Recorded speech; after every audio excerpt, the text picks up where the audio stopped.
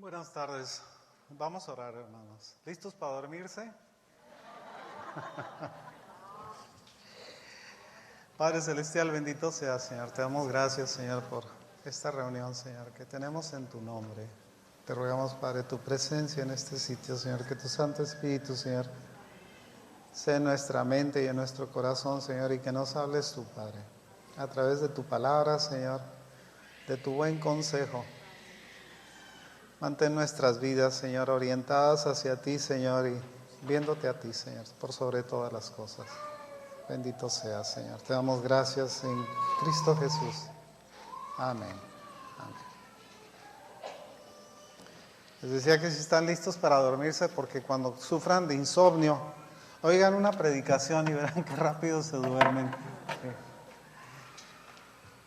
Iba a hablar en esta tarde, o voy a hablar en esta tarde de lo que es el consejo bíblico. Yo tengo muchos años enseñando escritura y siempre he enseñado que el Señor va a venir. Nunca he cambiado ese mensaje. No sé cuándo, pero va a venir. Eso es un absoluto del que no me he despegado nunca. La verdad es que la Escritura es un libro doble, digamos, en el sentido de que es un libro histórico y un libro profético. Nosotros estamos a la mitad de esa profecía historia. Una vez que la profecía se cumple, se convierte en historia, ¿sí? Ya pasó el tiempo, digamos, de la advertencia y ya estamos en la realidad posterior. Eso ha ocurrido siempre.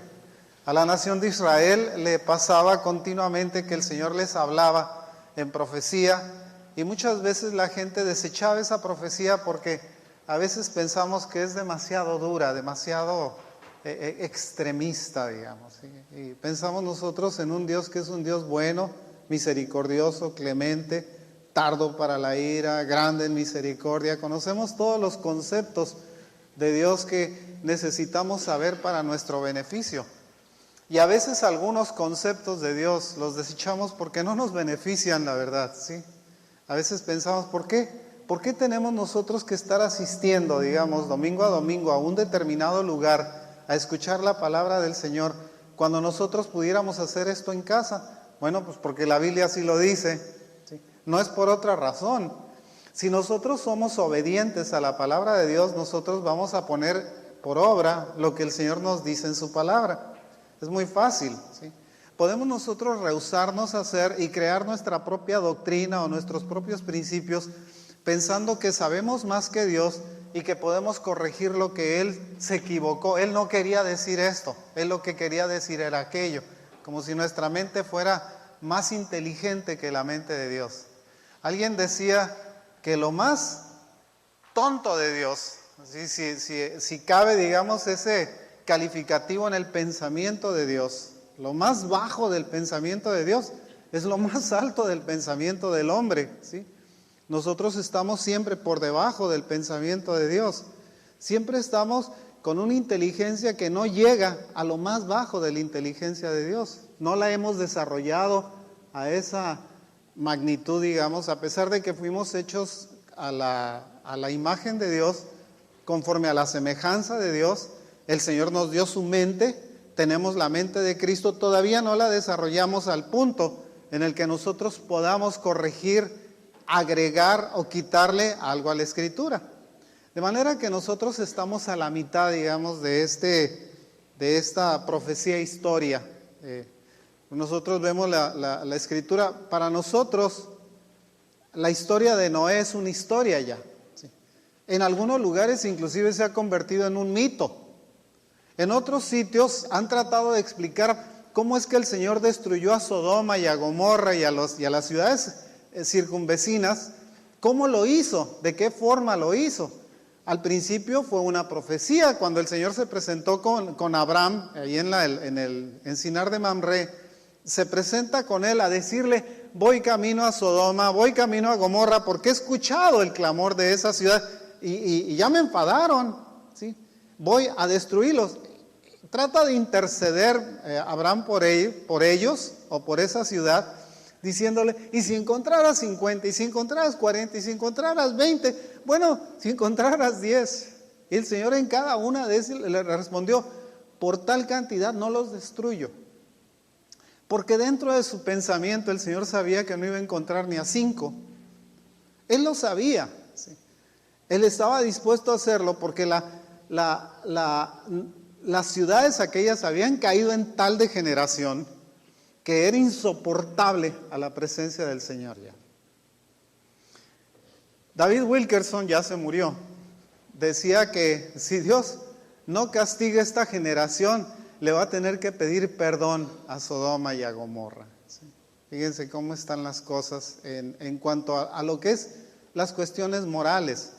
En las escuelas están enseñando homosexualismo o están enseñando como una alternativa de familia, el que los padres tengan que los hijos tengan 2 madres o 2 padres, es una alternativa de familia. Para ellos ya está siendo normal. Estamos viviendo en una sociedad que por fuerza nos está metiendo la idea de que nosotros debemos de aceptar inmoralidades como formas de vida adecuadas, normales, ¿sí? Hay de aquel que se atreve a hablar mal sobre aquellos que tienen una alternativa de vida porque nos consideran que nosotros estamos odiando a esas personas. No es cierto, no es odio. Lo que pasa es que nosotros somos conscientes del pecado, somos conscientes de la inmoralidad. Si nosotros aplacáramos, digamos, esa parte de nuestra conciencia, esa parte que se llama moralidad de nuestra conciencia, podríamos hacer lo que sea. El asesinato, el homicidio, el homosexualismo, cualquiera de los pecados que el Señor abomina, estarían dentro de nuestro corazón. Porque nosotros hemos aceptado uno, es muy fácil aceptar los demás. Pero lo que pasa con el pensamiento de Dios es que el pensamiento de Dios es muy estricto, ¿sí? No da cabida a dudas.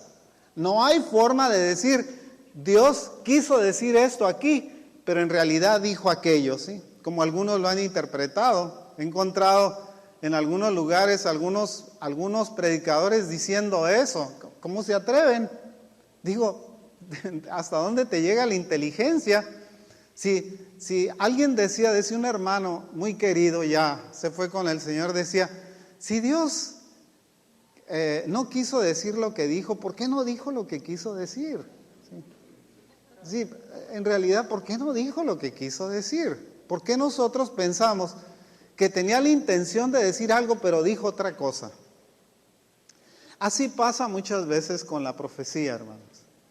La profecía es la parte, digamos, en la cual el Señor nos advierte. Es una advertencia que nos da de un suceso que un día va a ser historia, ¿sí? Va a convertirse en historia. Nos está hablando de algo que un día va a ser el pasado. ¿Sí? Para nosotros ahorita, en este momento, el leer profecías del Señor o el leer profecías que vienen, digamos, a sus siervos, los profetas, los empezamos a pensar de eso como algo irrealizable o como que no es de nuestro tiempo. Tal vez empecemos a pensar que el Señor efectivamente un día va a venir. Pero decimos, pues tal vez venga dentro de 40 años. La otra vez una persona dijo, no, en la iglesia dijeron que era hasta dentro de 40 años. Ay, caray. ¿Y eso quién se los avisó? ¿Por qué no nos lo dijo a todos nosotros? ¿Por qué nada más a un grupo selecto de personas les dice el Señor cuándo va a venir y a todos los demás que somos creyentes no nos dice nada? ¿Estamos sordos? No, hermano, lo que pasa es que el Señor nos lo advierte a través de profetas, no de la buena intención que pueda tener una persona, un pastor, un ministro o lo que sea, para pensar que no quiere que le deshagan su modus vivendi o su forma de vida o su bienestar. Sabe que cuando estamos nosotros prosperando, a todos nos gusta la prosperidad, ¿verdad? No estamos peleados con ella. A todos nos gusta tener carros nuevos y casas bonitas y todo lo que usted quiera. No estamos peleados con ella, ¿sí? Pero eso no significa que nosotros nos aferremos a eso. Para eso podemos nosotros renunciar a aquello por la promesa de la venida del Señor. A mí no me importa cuándo venga el Señor. La verdad me tiene sin cuidado el hecho de que sea hoy o que sea mañana. Quiero ponerles el ejemplo de Noé otra vez. El Señor le dijo: Noé, prepárate una arca, la vas a hacer de y de aquellas características, y durante todo el tiempo que le estés haciendo, le vas a estar anunciando a la gente que va a llover. Y ahí lo tienen, las burlas, el rechazo, la negación de lo que estaba haciendo, el absurdo de aquello que estaba construyendo cuando ellos nunca habían visto llover, ¿sí? Era motivo, digamos, de plática entre los que estaban alrededor y que no creían, porque no creían, la verdad es que no creían. Y un día, un miércoles de un determinado mes, de un determinado año, empezó a llover, ¿sí? El Señor nunca le dijo: va a llover el miércoles de tal mes, de tal año. Le dijo sencillamente: baste un arca porque va a caer un diluvio sobre todo este mundo. Ahora, el diluvio, siendo un acto histórico, ahora se ha convertido en uno mitológico, ¿sí? Ahora aquello que fue histórico se convirtió en mitológico, porque eso es lo que hace la gente. Para no sentir el fuego, digamos, de la advertencia divina, tratamos nosotros de decir que algo que es histórico es una mitología, es algo que se inventó. ¿Se inventó? Perdón. 40 grupos étnicos en el mundo, distribuidos en forma heterogénea, ¿sí? En todo este globo, creen en el diluvio, lo tienen como si fuera un mito, todos. Como que está muy distribuido el mito del diluvio. No, lo que pasa es que es una historia que se olvidó, ¿sí? Y que cuando se olvida se convierte en un mito. ¿Qué pasó con Sodoma y Gomorra? Lo mismo. El Señor le dijo: voy camino de Sodoma. ¿Cuándo llegó? ¿Un domingo? ¿Estaban todos en su pachanga? ¿O un sábado tal vez? ¿O un viernes? ¿Qué día llegó? ¿Cuál es la fecha en la que llegó? Nadie lo sabe tampoco. Pero el día que llegó, ustedes conocen la historia, los acontecimientos, cuando el Señor le dice a Lot: sácate con tu familia, vente con tus hijas y tráete a tu esposa y vámonos para afuera de esta ciudad porque la voy a destruir, ¿sí? Y él obedeció. Podía haber dicho: ay, Señor, si tú eres tan bueno, tan misericordioso, clemente, tardo para la ira, los vas a perdonar. Como el pensamiento que tuvo Jonás también cuando el Señor le dijo: ve y dile a Nínive que si no se arrepienten los voy a destruir. Y aquel, en lugar de obedecer, arrancó yéndose para España. Tarsis se llama, ¿sí? Pues si no saben, España y Tarsis son la misma cosa. Arranca en un barco para España. Y por ahí en el Mediterráneo, riájale, se lo come una orca o qué sé yo, quién sabe qué pez sería. Parece un pecesote grandote, ¿sí? De todas maneras, porque le cupo, ¿sí? Se lo tragó completo. Otro mito se convirtió en un mito también.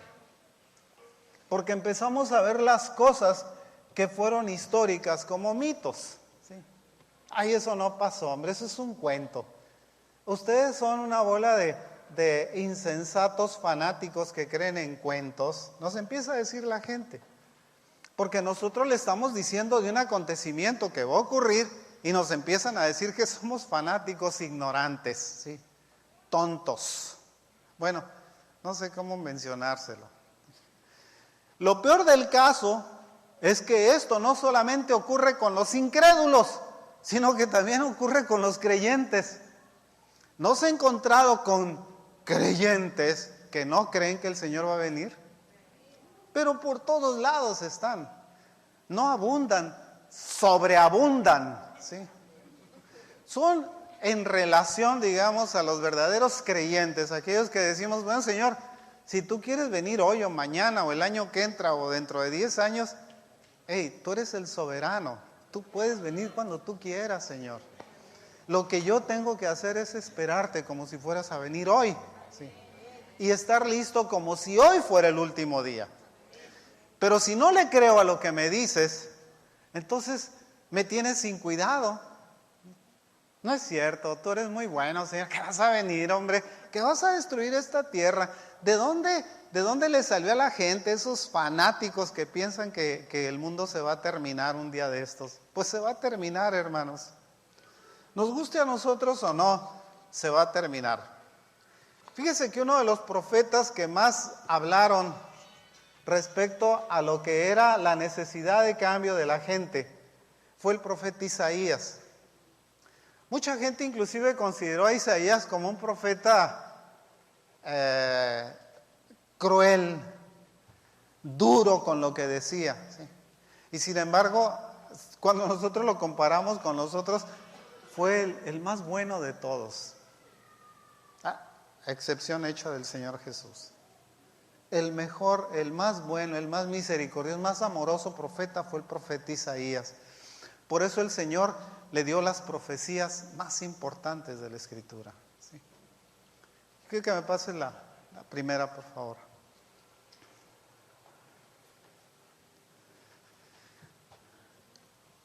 Él estaba pintando un cuadro, digamos, de asombro del futuro. Está empezando apenas su profecía. Si ustedes ven abajo, dice Isaías 2:2. ¿Sí? Isaías 2:2 empezaba él a hablar de la profecía. Y las primeras profecías que dio fueron profecías que se refieren a este tiempo. ¿Sí? Fíjese, acontecerá en lo postrero de los tiempos, ¿sí?, que será confirmado el monte de la casa de Jehová como cabeza de los montes, y será exaltado sobre los collados, y correrán a él todas las naciones. Eso lo sabemos, ¿sí?, porque es una profecía que el Señor nos da. ¿La creemos? Esa es la pregunta, ¿sí? Porque esto todavía no ocurre. Fue escrito, Isaías profetizó 700 años antes de Cristo. Estamos hablando de 2700 años que tiene esa profecía que todavía no se cumple. Ahí está, escrita. Dice que vamos a correr, que el monte de la casa del Señor va a ser el principal, ¿sí?, al que vamos a tener que acudir a presentarnos delante de Él. ¿Lo creemos? Puede que sí, puede que no. Es una cuestión de la conciencia. Y es una cuestión de la fe que tenemos. No tenemos una super fe, hermanos. Nuestra fe no está por encima de la fe de los demás. Podemos tener una fe mínima. Y el mismo Señor dijo, si tuvieras la fe del tamaño de un grano de mostaza, podrías decirle a este monte, muévete, y se mueve, ¿sí? Pero no tenemos esa clase de fe. Esto muchas veces lo tomamos nosotros como algo real porque está escrito, pero no lo creemos. Bueno, yo no estoy hablando de ustedes, porque si ustedes están aquí es porque lo creyeron. Sí, sí, esa es la razón. Hay gentes que se pueden identificar con ustedes por nombre y no creer esto. Decir, eso no puede ser, eso no es cierto, eso es una fantasía que se inventó Isaías, ¿sí?, en uno de esos días en los que Isaías estaba soñando, pensando que estas cosas iban a ocurrir. Vamos más adelante a la siguiente, por favor. Dice, y juzgará entre las naciones y reprenderá a muchos pueblos, y volverán sus espadas en rejas de arado y sus lanzas en hoces. No alzará espada nación contra nación, ni se adiestrarán más para la guerra. ¿Está ocurriendo ahorita? Desde que el mundo es mundo, ¿sí?, las guerras han existido. La gente ha querido dominar a otra gente. Han querido tener tierras, han querido tener casas gratis, han querido tener todo lo que usted quiera. Y por eso se han generado las guerras. La razón de eso ha sido la ambición y la desobediencia del hombre, ¿sí? Esa ha sido la causa. Las guerras ocurren por la ambición de alguien. Alguien no está conforme con lo que quiere y quiere más. Y entonces va y le hace guerra a su vecino para quedarse con lo que su vecino tiene. Actualmente llámese petróleo, energía, recursos naturales, como quiera llamarle, ¿sí? Pero las guerras no son para que yo le voy a llevar mi pensamiento democrático al mundo. Mangos, hermanos, por favor. Yo me voy a ver qué me traigo de allá, ¿sí? Voy a ver qué le saco, a ver cómo lo exploto, a ver cómo me enriquezco más.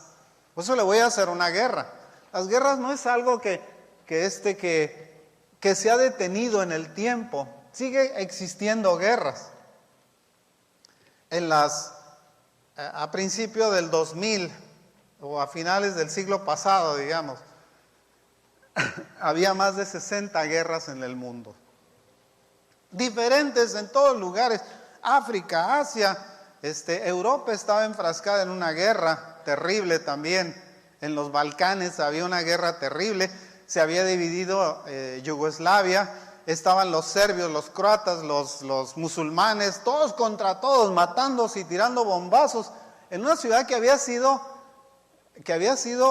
un huésped de unas olimpiadas, de unos Juegos Olímpicos de invierno. Una ciudad hermosa, Sarajevo, ¿sí? La destruyeron completamente. ¿Por qué? Porque unos querían las tierras de los otros. A mí me pertenece esto y ya me caes gordo y te voy a matar. Y empezaron las guerras y las dificultades. ¿Por qué? Porque no le creen al Señor. Esa es la verdad. Ahora, ustedes pueden encontrarse con gentes que se autodenominan creyentes. Jimmy Carter. ¿Se acuerdan de Jimmy Carter? Sí saben quién fue, ¿verdad? Pues la mitad saben. La otra mitad, Jimmy Carter fue un presidente en Estados Unidos. Todavía anda vivo por ahí. ¿Sabe que es la persona más crítica de Israel? Es el que más critica a Israel. Y es cristiano, es bautista. Debería de ser una persona que dijera, espérame tantito, a Israel no me lo toques. ¿Sabes por qué? Porque estás tocando la niña de los ojos de Dios. Entiéndelo. Cuando nosotros hablamos de Israel, ¿sí? Hablamos de nuestros hermanos mayores. Bueno, algún respeto debemos de tener por nuestros hermanos, más respeto debemos tener por nuestros hermanos mayores. ¿Sí? Son nuestros hermanos mayores. ¿Porque nosotros lo dispusimos? Porque son antes que nosotros. Esa es la razón. ¿Son más importantes para Dios? No, pero sí son nuestros hermanos. ¿Sí? Y esa es la diferencia. Entonces, ¿qué es lo que les debemos a ellos? Respeto, consideración. Y la Escritura dice que nosotros debemos de orar por la paz de Jerusalén. ¿Cierto o no es cierto?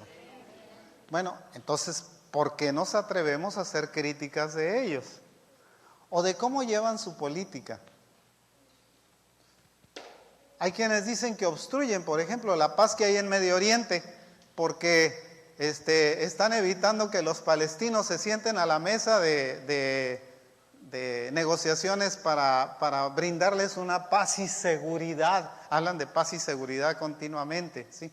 El Señor ya lo había dicho. Cuando digan paz y seguridad, entonces vendrá destrucción repentina. Porque es una advertencia y es una profecía. Y sabe lo peor del caso, es que esas palabras no han sido dichas por las gentes que están metidas en el asunto, que es Israel y Palestina. Y bueno, si los árabes están tan preocupados, ¿por qué no les dan ellos mismos tierra a los palestinos? Israel es un quinientavo, fíjese, un quinientavo, ¿sí?, de la superficie de los países árabes. Un quinientavo. ¿Sí? Es 500 veces más pequeño que todos los países árabes juntos. Y a fuerza quieren tener árabes metidos ahí. Y le siguen metiendo, y órale, y éntrale, y acuérdate la yihad, y acuérdate la guerra, y acuérdate de esto, porque Alá está enojadísimo con los israelitas. No sé por qué está enojado. La verdad nunca lo he entendido. Tal vez por pensamientos. Pero otra vez nos encontramos, pensamientos filosóficos, ideológicos, pero otra vez nos encontramos con un desconocimiento absoluto de la Escritura o de la profecía. El Corán no inventó la Biblia. La Biblia fue inventada, perdón, el Corán fue inventado por la Biblia, ¿sí? Es decir, basado en ella precisamente, en esos conocimientos. Mahoma era un disque creyente, ¿sí? Que se sacó sus propias ideas orientales, creó su propia filosofía y luego hizo su libro. Y ahora resulta que él inventó a Dios, ¿sí? Y que le puso nombre, y que el único profeta que hay en el mundo se llama Mahoma. Pamplinas, ¿sí?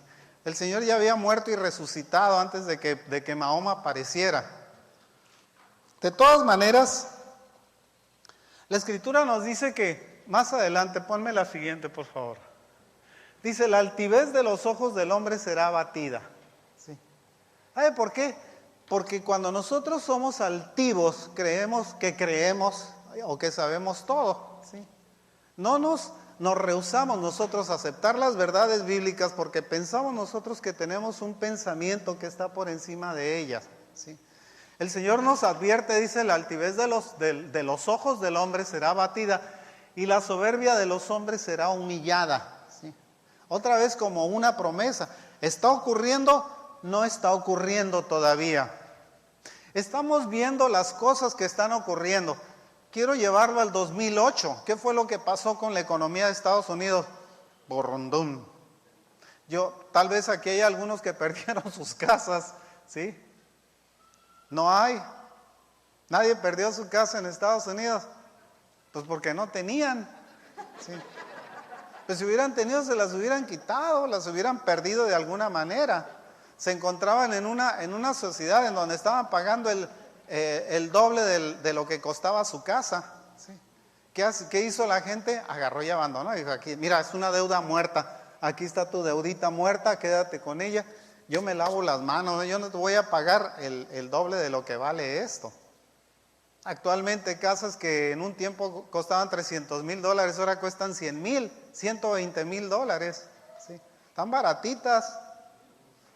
Hay que entrarle, pero espérese otra devaluación y espérese otra bronca económica, ¿sí? Porque la soberbia de los hombres será humillada.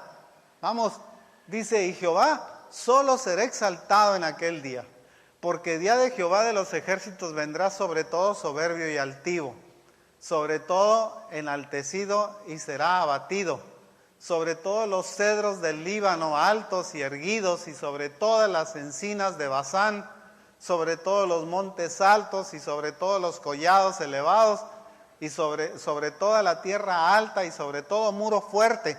Está hablando de gentes exaltadas, de gente que se creen todopoderosas, que se creen que están por encima de los demás, que creen que los demás son esclavos de un grupo de ideas. Le voy a entrar a la política un rato. ¿Sí? En México los diputados se ponen sus salarios. Es que los 200,000 pesos que estoy ganando al mes son pocos realmente. Me pagan la casa, no es suficiente. Me dan carro, tampoco. Tengo celular, me regalaron un iPad para estar jugando en el Congreso. Me voy a aumentar el sueldo porque creo que tengo derecho a ganar más. Porque estas horas de sueño que me paso ahí sentado en la curul, pues no son suficientes, no pagan suficiente mi tiempo. ¿Sí? Y se ponen su propio sueldo. Enaltecidos, Líbanos altos y erguidos, etcétera, todas esas cosas entran dentro de ellos, ¿sí? Gente que piensa que tiene el derecho a enseñorearse. ¿Y los demás qué tenemos que hacer? Hay que estarlos manteniendo. Como ha ocurrido siempre en toda la historia. Y el Señor advirtiéndolo y diciéndonos que nosotros no le hacemos caso. Isaías dice que ese castigo santo, digamos, si se le puede llamar de esa manera, y santo porque procede de un ser santo, ¿sí? Del único ser santo que hay. Por ahí algunos le han dicho a la muerte la santa. No tiene santa, es una maldita, ¿sí? La muerte es una maldición del hombre, no es un santo que le pusieron al hombre, es una maldición que fue puesta sobre el hombre. Pero le cambiamos el nombre y decimos que y ahora la llaman la Santa Muerte. Válgame, pues ¿qué tiene de santa? Isaías dice que este castigo santo que recibirán las naciones será tan terrible que la gente se esconderá en cavernas y en cuevas hechas por ellos mismos, ¿sí? Vamos a la siguiente. Sobre todas las naves de Tarsis y sobre todas las pinturas preciadas, la altivez del hombre será abatida y la soberbia de los hombres será humillada. Y solo Jehová será exaltado en aquel día y quitará totalmente los ídolos.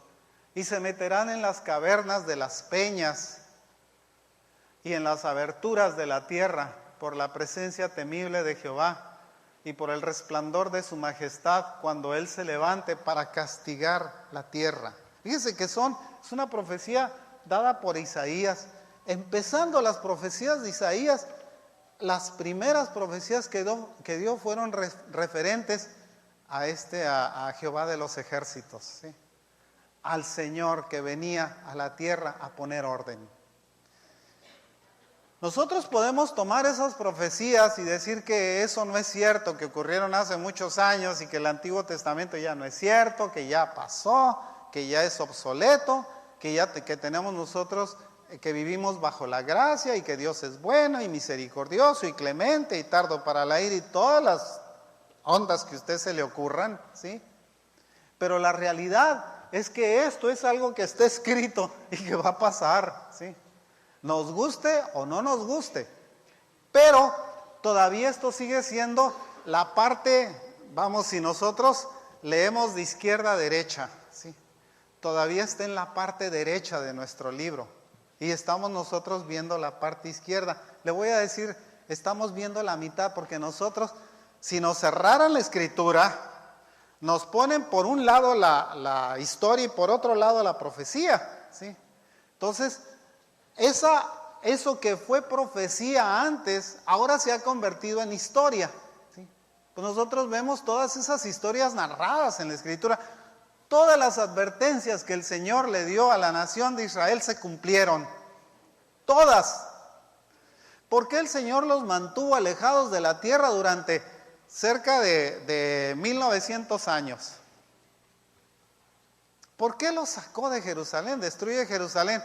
En el año 71 de la era cristiana fue que Tito tomó la ciudad de Jerusalén y fue destruido el templo, tal y como el Señor se lo había dicho a sus discípulos. Exactamente, lo que había sido una profecía, ahora se convirtió en una historia, porque ya pasó, porque ya ocurrió, ¿sí? Tito, el general que tuvo que ver con la destrucción, él no quería que se destruyera Jerusalén.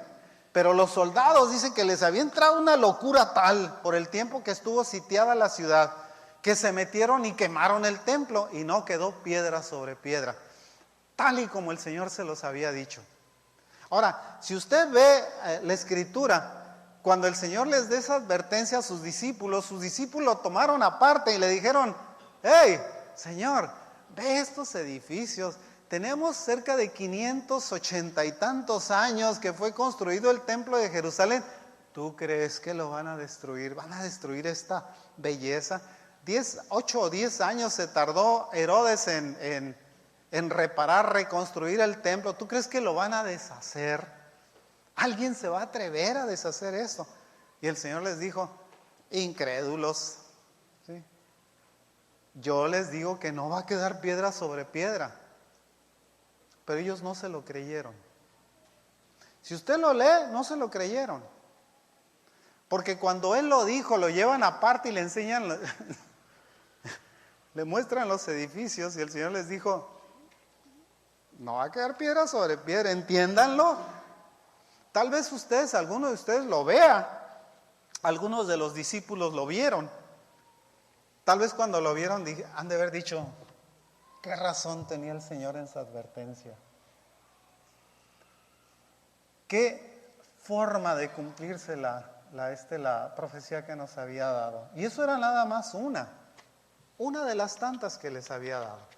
Nosotros estamos viviendo dentro de esa historia profecía o profecía historia.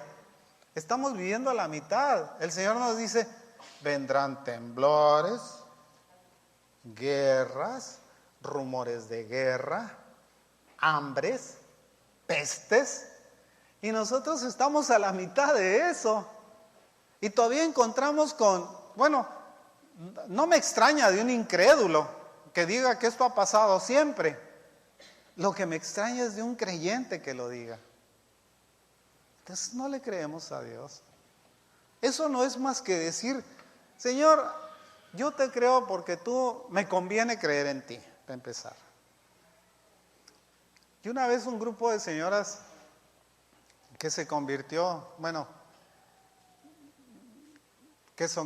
convirtieron, digamos, y que teníamos que ver con ellas, les dije yo, ustedes tienen dos problemas. ¿Sí? Tienen por un lado el problema de creer en Cristo. Es muy importante creer en el Señor, pero por otro lado tienen el problema de creerle a la sociedad en donde viven.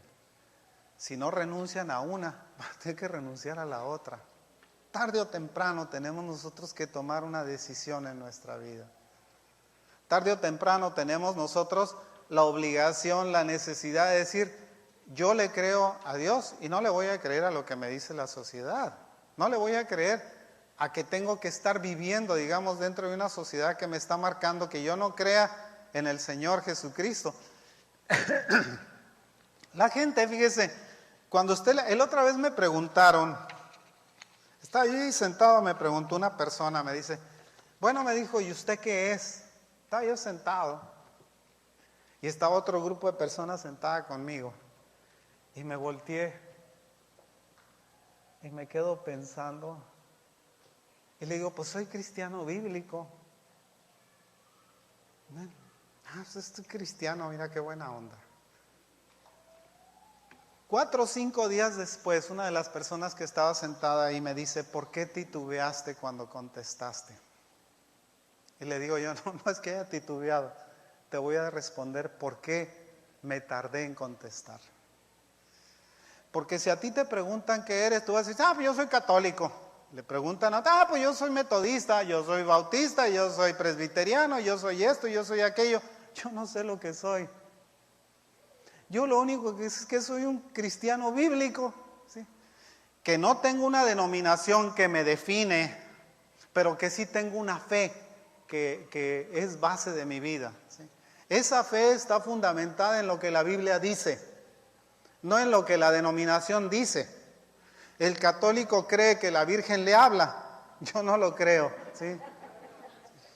Cree que ella lo va a venir a salvar y cree que si le ora, ella va a interceder delante. Esa es una patraña y es una mentira y no es lo que la Biblia dice. La Biblia dice que tenemos un solo mediador entre Dios y los hombres que se llama Jesucristo, no se llama María, ¿sí? Dice que nada más tenemos un Salvador que murió por nuestros pecados, que nació sin mancha, sin pecado y que por eso tuvo la capacidad de morir por nosotros. Porque si hubiera nacido con otras características, no hubiera sido suficiente su muerte. Tal vez hubiera sido un libertador, pero no lo fue. Porque la gente piensa en libertades sociales, pero este fue un libertador espiritual, ¿sí? Él nos dio libertad espiritual. Y esa libertad espiritual fue una libertad condicionada. No nos dio la libertad espiritual para que nosotros creyéramos lo que se nos antojara, lo que se nos viniera a la mente. Nos dio esa libertad espiritual para que nosotros tuviéramos la capacidad de decidir con quién nos queríamos ir, si le creíamos o no. Esa fue nuestra libertad y esa sigue siendo nuestra libertad. Se llama nuestra voluntad, ¿sí? Tengo la voluntad de creer en que esto que está diciendo el Señor es una verdad o es una patraña. Tal vez mucha gente, cristianos que se dicen cristianos, vean esto y dicen, ay no, pero no le creas tanto, no es tan importante lo que está diciendo aquí, no es para tanto, no es para que tases tu vida o para que tú pongas tu vida sobre cosas que fueron dichas hace 2700 años y que todavía no se llevan a cabo. 2710 pues, 2712, tal vez 2715, tal vez 2750, no lo sé, Y tampoco sé cuándo se van a llevar a cabo, pero sí creo que un día se van a llevar a cabo estas cosas. Eso es lo que establece nuestra fe, hermanos. Eso es lo que nos hace que no nosotros estemos viviendo nada más por la historia que nos cuenta la Biblia, sino por lo que nos dice la Biblia que va a pasar. Esto es la profecía que tenemos escrita, la profecía que nos viene de parte del Señor, la profecía que nos viene de parte de sus santos profetas que nos hablaron, ¿sí? Y que nos están hablando todavía. Podemos rehusarnos a creerlo, decir que no es cierto, que es mentira, ¿sí? Que tales cosas no puede que pasen, o puede que no pasen. Fíjese lo que va a pasar con el oro y la plata. Ponme la siguiente, ¿sí? El oro y la plata. Aquel día arrojará el hombre a los topos y murciélagos, sus ídolos de plata, sus ídolos de oro, que le hicieron para que adorase, ¿sí? Ese día, nosotros hemos llegado a casas en donde tiene la virgenzota, ¿sí? Ay, ¿qué hace ese mono aquí? ¿Por qué no lo tiras a la basura? No, no me lo toques. Estoy seguro que si el Señor se presentara y viera el mono, le diría, ¿y eso qué? Ah, no, Señor, ahorita mismo me deshago de él. Sí, cuando nosotros le hablamos de la venida del Señor a alguien, fíjese, le tenemos que hablar de la venida del Señor con manifestaciones, digamos, de esa venida. ¿Y sabe qué va a pasar cuando nosotros le hablamos a la gente con manifestaciones de la venida del Señor? No va a haber una silla vacía aquí. Si nosotros le dijera, si nosotros le hablamos de un temblor y tiembla un 7.5 en Tijuana, esto va a estar lleno. ¿Por qué? Porque nosotros somos hasta tramposos con Dios. Tramposos desde el sentido de decir, no, Señor, si yo siempre he sido bueno, yo siempre te he creído. ¿Usted cree que nosotros engañamos al Señor? ¿O engañamos el corazón de Dios? ¿O qué se supone que nosotros podemos echarle mentiras al Señor? Que mientras estamos asustados, estamos presentes al Señor y cuando ya se nos pasa el susto, ay, no es cierto, hombre, yo voy a seguir con mi vida normal y con mi vida, como le he llevado hasta ahora. Me he divertido mucho, porque pensamos nosotros que nuestra vida es ver fútbol, comer sodas, tomar sodas y comer palomitas, ¿sí? Es un poquito más allá, y es un poquito más que eso. Nuestros fines de semana, qué bueno que no está jugando el equipo mexicano, los meximalos. Sí. Qué bueno que no están jugando fútbol o béisbol o lo que sea, porque mucha gente estaría viendo ese partido en lugar de venir a ver al Señor. Porque no le creemos al Señor. Porque hemos cambiado nosotros lo que es verdaderamente oro por oropel. Hemos cambiado lo que tiene valor eterno por lo que tiene valor temporal. Porque no le creemos.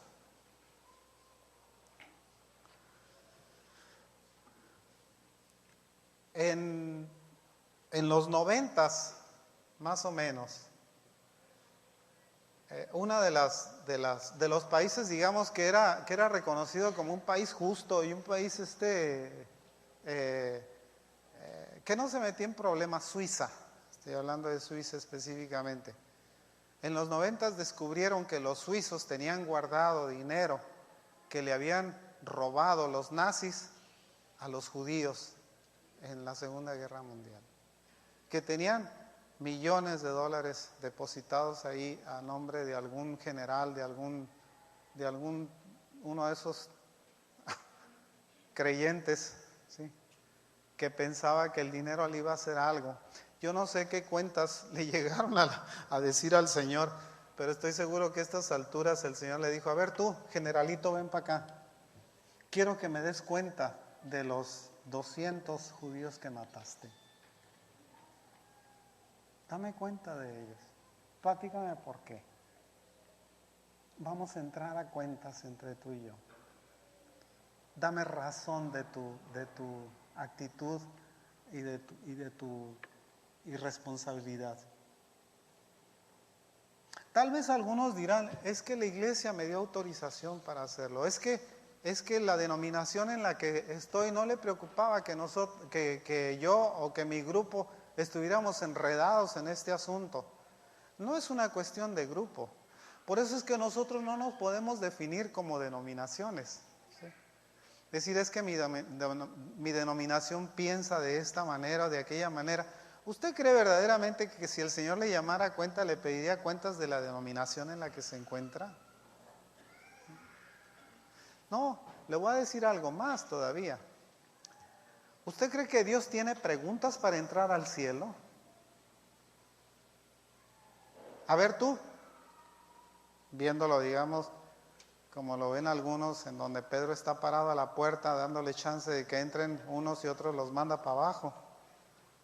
A ver tú, dame los 5 pasos para ser un buen cristiano. Al pie de la letra, ¿sí? ¿Usted cree que le va a hacer esas preguntas? La pregunta, por sobre todas las cosas, va a ser, ¿me creíste o no? Y no se lo va a tener que contestar, porque el Señor ya lo sabe. ¿Sí? Ni siquiera va a tener que contestárselo. Se lo va a preguntar a su conciencia. No me respondas. Te estoy hablando nada más de algo que no hiciste. ¿Me creíste o no? ¿Qué te mereces? Te voy a poner el castigo en tus manos. ¿Qué crees que será tu castigo? Si es que tuviéramos nosotros la opción, digamos, de presentarnos delante del trono de la gracia del Señor para dar respuestas sobre lo que hemos hecho bien y mal. Pero sobre todas las cosas es, ¿me creíste o no me creíste? ¿Estuviste de acuerdo con lo que yo estaba diciendo o tuviste tus propias ideas? Cuando te mandé mensajes, ¿le creíste a mis mensajeros o los mataste? Porque una forma también de asesinar es decir, te estás mintiendo. ¿Sí? Cuando una persona da un mensaje de parte del Señor y alguien le dice que está mintiendo, lo está matando. ¿Sí? Jerusalén, Jerusalén, que matas a tus profetas. Dice, ¿cuántas veces quise reunirte como la gallina reúne a sus polluelos? Dice, para abrazarte y para calentarte y para hacerte sentir mi amor, y tú me rechazaste, mataste a los que te envié. Así pasa muchas veces con la profecía, porque a veces resulta demasiado pesada para quien la escucha. Le mueve la tierra, le dice que su forma de vida y su manera de llevar las cosas no está bien, y entonces no le gusta, le molesta el hecho de que se le diga la verdad. El apóstol Pablo les decía a los Gálatas, me he hecho vuestro enemigo por deciros la verdad. Les dice, les está llamando la atención porque habían dejado la gracia y habían caído en la ley otra vez, y les está diciendo, y todavía les pregunta el apóstol diciéndole, me hice tu enemigo por decirte la verdad, por abrirte los ojos, me he hecho tu enemigo. Eso es lo que pasa muchas veces con la Escritura. La Escritura no es otra cosa más que un espejo a nuestra vida, que cuando nos lo muestran, vemos lo sucio que estamos, ¿sí? Y entonces nos molesta que nos muestren nuestra imagen. Por eso es que mucha gente se rehúsa a aceptar al Señor, porque le está mostrando lo cochino que está. El Señor decía a través del apóstol Pedro, dice, les ha acontecido los del verdadero proverbio, dice. La puerca lavada vuelve a revolcarse en el lodo, en el cieno, y el perro a tragarse su vómito. Eso fue lo que dijo Pedro, no lo dije yo, Voy a decir, ay, qué hermano tan duro este. No lo dije yo, lo dijo Pedro. Y había razón para eso. El mismo Señor Jesús le dijo a Nicodemo, te es necesario nacer de nuevo, porque como estás no le crees, te estoy diciendo de las cosas espirituales y no lo crees. Tú piensas que tiene que ser material el asunto, tiene que ser orgánico. Te estoy diciendo de un nuevo nacimiento y me dices, ¿cómo me voy a meter dentro del vientre de mi madre y volver a nacer? ¿Quién te está hablando de ese nacimiento? Y ¿se imaginan usted la respuesta? ¿Cómo la ha de haber sentido el Señor? Espérate tantito, ¿qué eres tonto? ¿Qué? Tú eres un maestro en Israel y te pones a decirme esto. ¿Se imagina? Si usted le dice eso a alguien y alguien le contesta de esa manera, a veces, ¿qué eres sonso o qué? ¿Sí? Te estoy diciendo de algo que tiene que ver con el espíritu y tú me estás hablando de la carne. No te confundas. Eso pasa muchas veces con nosotros. Queremos por fuerza meter las cosas que son del espíritu a la carne. Aún una vez más, dice el Señor, y conmoveré todas las cosas. Aún una vez más, como si hubieran sido conmovidas, por supuesto. ¿Por qué cree que Israel no pudo regresar a la nación durante 1900 años? Porque rechazaron al Santo de Israel. Esa fue la razón. Si en las otras ocasiones los había deportado 70 años, sí. En esta ocasión los deportó 1900 años. Ese fue su castigo, ¿sí? Pero ya se pasó el castigo. Ya los regresó a la nación. Ya les volvió a dar su nación, ¿sí? Ya los volvió a poner en casa. Ya pasó el tiempo del disgusto del Señor. ¿Tardo para la ira? Sí, es cierto.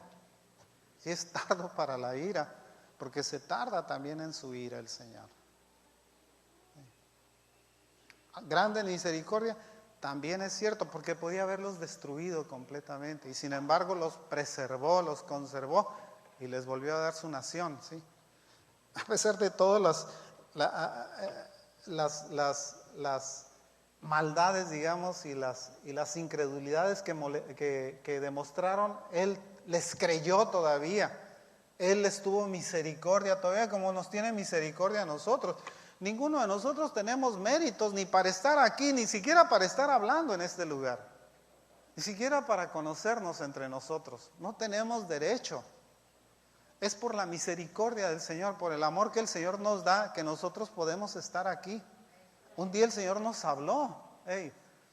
Podíamos nosotros ese día que el Señor nos habló decir, ay, no me vengas con patrañas. Yo, no me quites mis domingos porque me la paso rezada viendo el béisbol, ¿sí?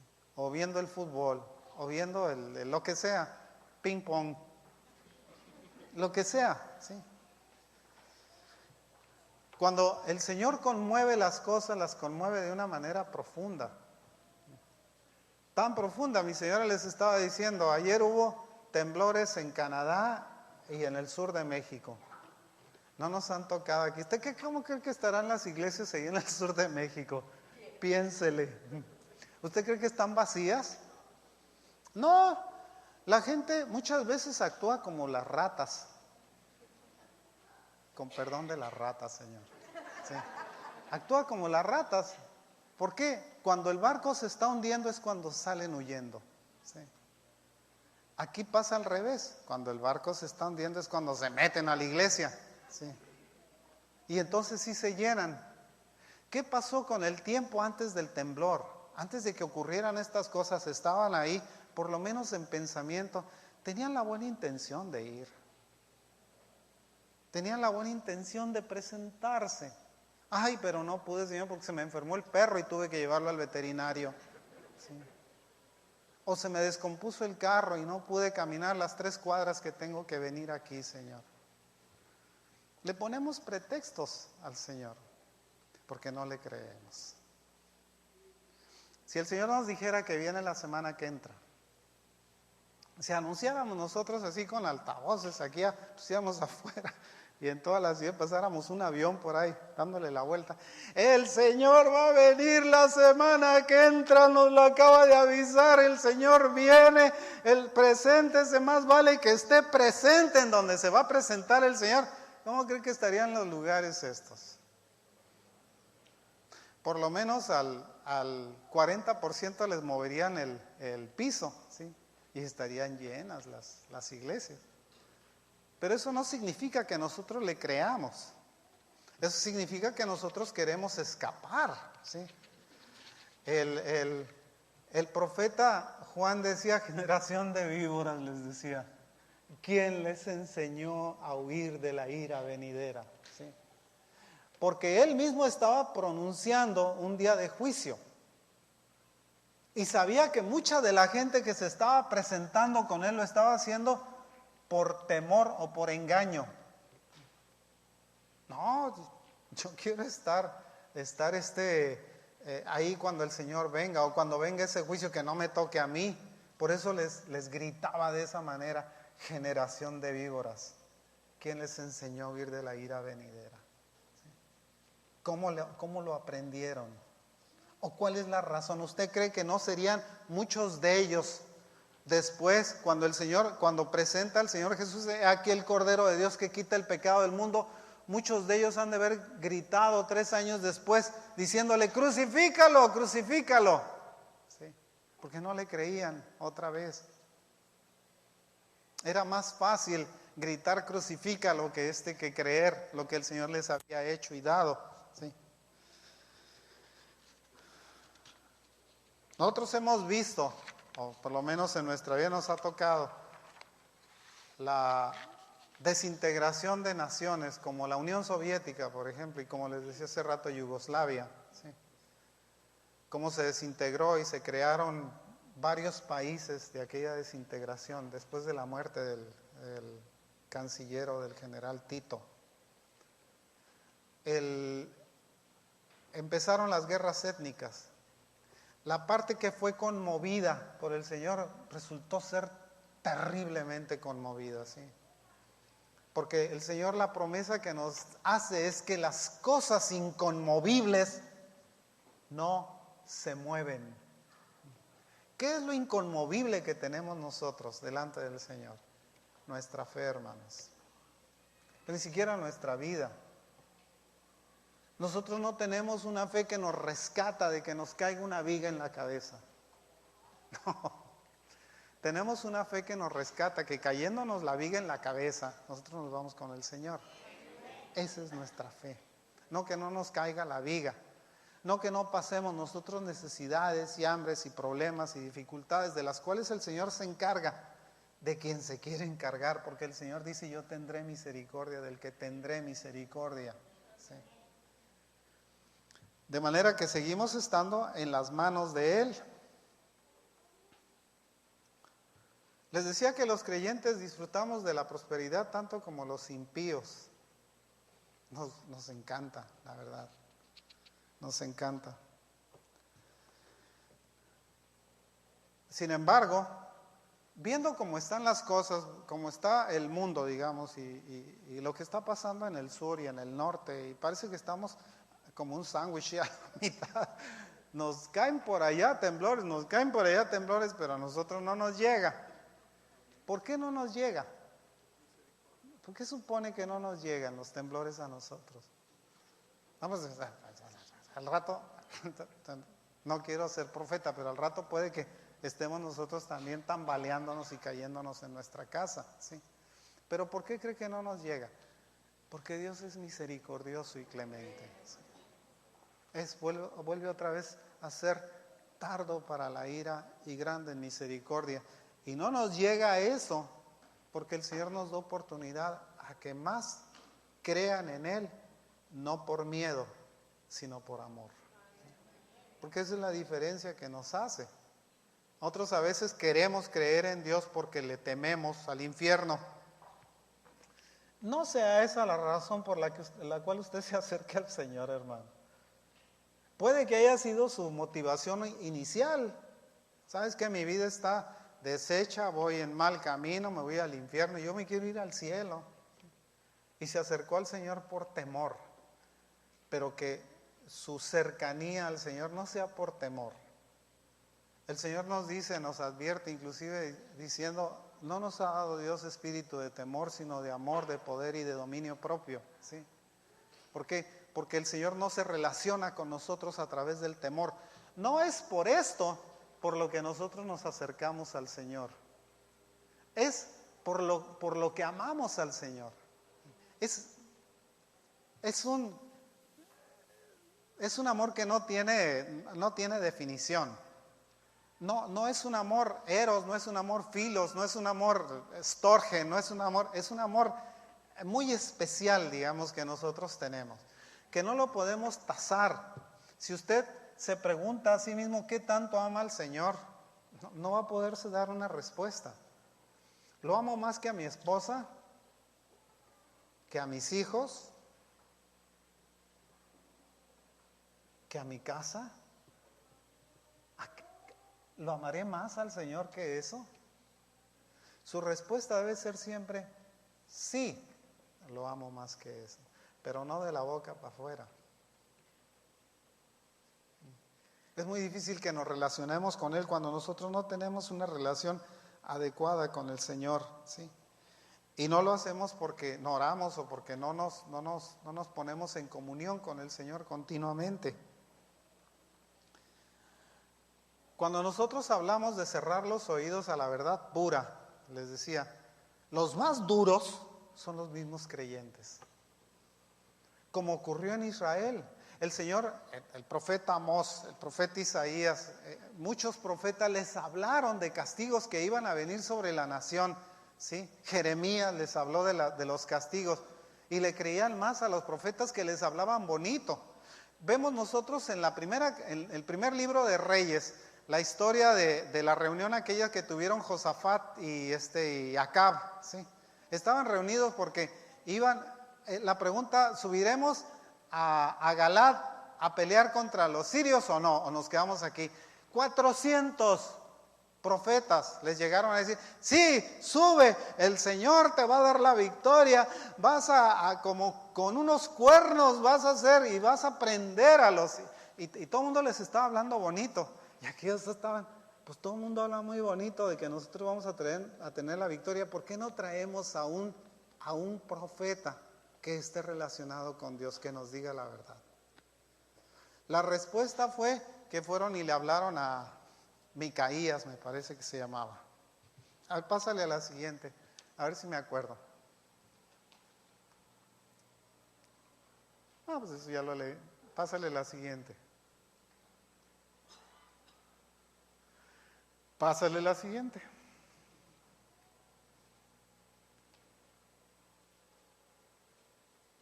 Sí, dice, porque este pueblo es rebelde, hijos mentirosos, dice. Hijos que no quisieron oír la ley de Jehová, que dicen a los videntes, no veáis, y a los profetas, no nos profeticéis lo recto, decidnos cosas halagüeñas, profetizad mentiras, dejad el camino, apartaos de la senda, quitad de nuestra presencia al Santo de Israel. Sí, la gente quiere oír cosas bonitas de Dios. A veces me llamaba la atención el hecho de que la gente esperaba que yo me parara aquí y les dijera, Dios te ama. ¡Ey, eso ya lo sé!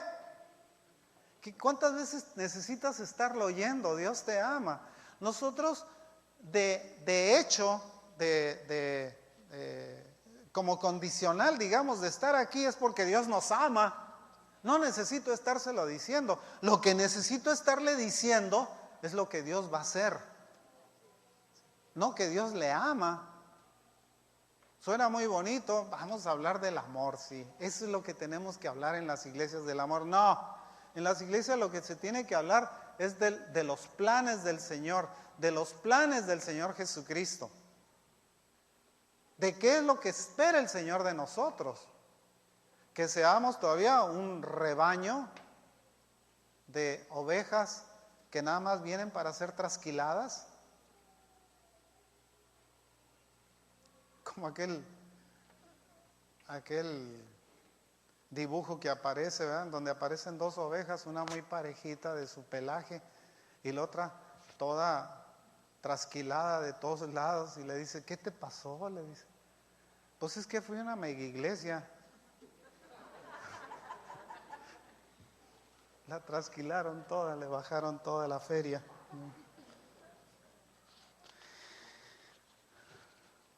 Pásame la siguiente, por favor.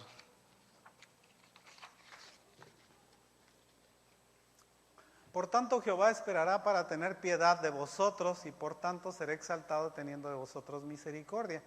Porque Jehová es Dios justo, bienaventurados todos los que confían en Él. Ciertamente el pueblo morará en Sión, en Jerusalén. Nunca más llorarás. El que tiene misericordia se apiadará de ti. Al oír la voz de tu clamor, te responderá. ¿Sí? Porque esa es la promesa del Señor siempre, ¿sí? Muchas veces la gente no quiere oír lo que el Señor dice, porque nosotros, cuando hablamos de las cosas del Señor, nosotros hablamos de una actitud que debemos de tener delante de Dios que se llama santidad. Y la santidad demanda esto y el otro. ¿Sí? Demanda que seas así, que seas asado. Pero si nosotros no queremos oír de eso, nos resulta pesado. Ay, siempre estás con tus ondas, que hay que ser así, que hay que ser asado y que hay que comportarse de esta manera y de aquella manera. Si Dios nos ama como somos, no. Dios te ama como quieres, pero quiere que cambies, ¿sí? ¿No? El Señor no te quiere como cuando te encontró. Primero te saca del charco y estás todo sucio. Ah, no, así me encantas, ¿sí? No, lávate, limpia, cambia tu ropa, ¿sí? Hazte digno delante del Señor. Eso es lo que espera de nosotros. No que seas, sí te ama, pero en ese amor Él espera que te cambies. Cuando usted tiene un hijo, no lo manda a bañarse. A ver, los que son papás, ¿no andábamos detrás de los hijos para bañarlos? ¿Y se querían bañar? Ninguno. No, ninguno se quería bañar.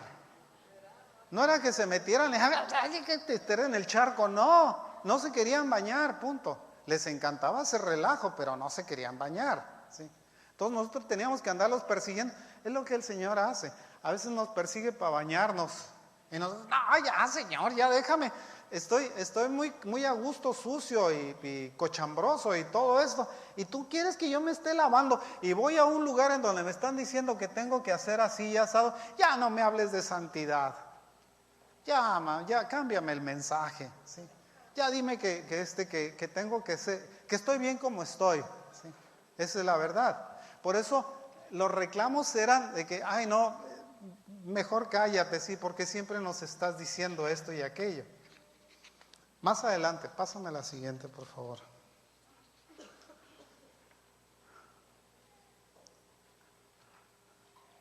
Aquí está Primera de Reyes 22:12. Dice que le profetizaban todos los profetas que subiera a Galad, ¿sí? A Ramot de Galad, dice. Y que peleara contra aquel ejército, ¿sí? No, los vas a hacer pedazos. Hasta que mandan a llamar a un verdadero profeta. Y antes de que lo llame el profeta, el mensajero le dice, háblale bonito a los reyes, ¿sí? Siempre llegas con tus ondas y les dices cosas desagradables a sus oídos, háblales bonito.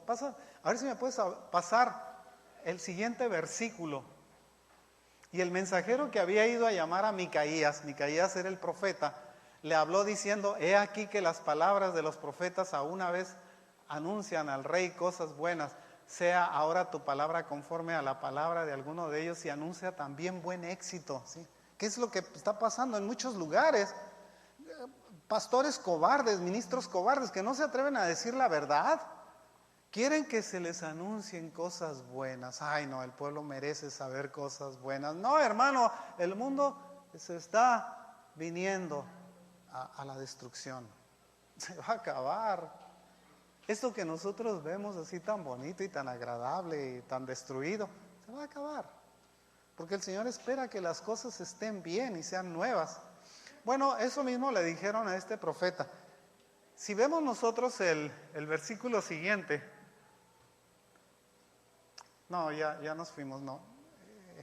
En el mismo versículo anterior, a ver si te puedes pasar al siguiente, al siguiente versículo, el 22:13 y el 22:14. Llega él y le dice al rey, te vi re suave, pero re suave, éntrale a la guerra. Y el rey se enoja, dice, 23:14, no, a los siguientes versículos. Y el rey se enoja, dice, siempre me dices ondas tú. Te mando llamar para que me digas la verdad y me dices lo mismo que estos 400. Dime la verdad. Y entonces el profeta le dice, vive el Señor, que estoy viendo es Israel disperso, dice, en los montes, sin casa y sin jefe y sin líder, corriendo cada quien para su lado, ¿sí? ¿Sabe qué es lo que hizo aquel rey, el rey Acab, para darle las gracias al profeta Micaías porque le había profetizado de esa manera? Lo metió a la cárcel. Porque eso es lo que hacen muchas veces con los profetas, los meten a la cárcel. Ponlo a pan y agua, ¿sí?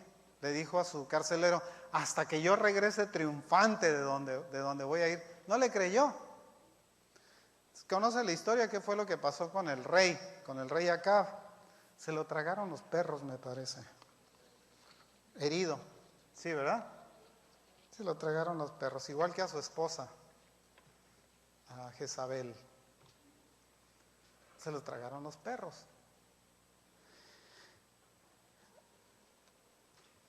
Si nosotros nos viéramos, digamos, a nosotros mismos como profetizando cosas agradables a nuestro oído, la verdad no mereceríamos estar aquí. No seríamos dignos de estar delante de ustedes diciéndoles cosas bonitas. ¿Para qué? Váyanse a su casa y ahí pónganse a ver la televisión y ahí las van a ver más bonitas. Si eso es lo que quieren oír. Cuando nosotros venimos aquí necesitamos venir a hablar de la verdad. Y la verdad es evidente. El mundo se está viniendo para abajo, ¿sí? Por todos lados lo estamos viendo. Solamente el necio o el que quiere cerrar los ojos no lo ve, ¿sí? Sea ahora tu palabra conforme a la palabra de alguno de ellos, le dijo el mensajero. Y todos sabían que Micaías era un hombre santo, que no lo llamaron para que les dijera lo que los otros 400 le habían. Yo no sé por qué siempre han de ser 400 los que se ponen a favor del diablo y uno solamente a favor de Dios. Eso le pasó al profeta Elías también, ¿sí? Con los 400 sacerdotes de Baal, con 400 profetas de Dios, supuestamente. Gentes creyentes, gentes que debían haberle dicho la verdad al rey, le estaban diciendo una mentira para sobarle la oreja, para ponerle ungüento en los oídos y que no se oyera tan feo la verdad. No, vas a salir triunfador. Ninguno de ellos tuvo el valor de decirle, te van a matar, ¿sí? Si vas a esa batalla, te van a matar. Más vale que pongas atención a la advertencia. El único profeta que fue capaz de decirle eso fue Micaías. ¿Y cuál fue el pago del rey? Meterlo a la cárcel. Ponerlo a pan y agua. El mismo Hananías que le había dicho que los cuernos, que lo vas a hacer así, lo agarra y le da una bofetada diciéndole, ¿por dónde se fue el Espíritu de Dios de mí? Y le dice, tú mismo lo vas a ver cuando andes corriendo de casa en casa, huyendo por tu vida. Y lo metieron a la cárcel, porque les estaba diciendo la verdad. Nosotros tenemos la obligación, cuando hablamos, digamos, de ser como un profeta, de decir la verdad, ¿sí? De hablar de lo que el Señor espera de nosotros. La vida no es un gran banquete de comidas y de bebidas y de pachangas y de fiestas. La vida tiene responsabilidades, hay tiempo para todo. Hay tiempo para darle al Señor también. Y hay tiempo para creerle al Señor. Y no hay tiempo para no creerle ya, ¿sí? Tal vez día que pasa, cada momento, digamos, que está ocurriendo en nuestra vida, nosotros debiéramos de estar más pendientes de lo que es lo que está pasando con el mundo y qué es lo que va a ocurrir con nosotros, ¿sí? Pues nosotros en qué postura estamos, qué esperamos del Señor. ¿Nos quedamos aquí a sacarle la vuelta al diablo? ¿O nos vamos con el Señor a estar en las moradas celestiales? La decisión es suya, ¿sí? Pero no piense que por el hecho de desoírla o de cerrar los oídos o de ponerse cera en los oídos para no escuchar el ruido o para no escuchar las verdades, con eso se va a acabar la realidad. No seamos como las avestruces que meten la cabeza en un hoyo pensando que de esa manera se esconden. Pues, yo no veo a nadie, pues nadie me ve, ¿sí? Han de pensar, pues tiene un cerebro pequeñito que nada más le sirve para correr. Pues no piensan, no razonan, no están viendo la realidad. Ya casi termino, hermanos, ya terminé.